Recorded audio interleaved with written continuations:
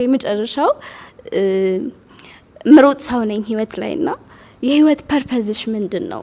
እኔ ራሴ ፐርፐዝ አለኝ እና ቀጠሮ አለኝ ከቀጠሮዬ ጋር ተሯሩጬ ፐርፐዜ ማሳካት ፈልጋለሁ ምክንያቱም ጊዜ የሚባል ነገር ላይኖር ስለሚችል እንደዛ ሲቹዌሽን ውስጥ ስላለው አንቺስ ፐርፐዝሽ ምንድነው? ፐርፐዜን አሳክቻለሁ ብለሽ ታስቢያለሽ? እሱም ማወቅ ብቻ ደስ ይለኛል። አመሰግናለሁ። ቆንጆ በጣም አመሰግናለሁ። እንግዲህ የምኖርለት አላማ ማለት ነው አይደል? ስለዚህ እኔ ለእግዚአብሔር ለመገኘት ነው የምኖረው።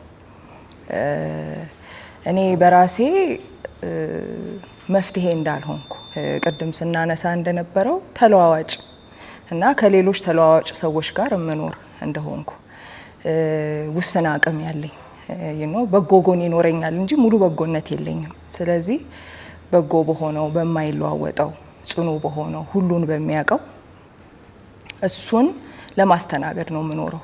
የሱን ፈቃድ ለማስተናገድ ከትናንት ዛሬ መልኩን ለመምሰል የተፈጠርኩበትን አላማ ያየልኝን እሱን ለመድረስ ለዛ ለመገኘት በቃ ለዛ ነው የምኖረው።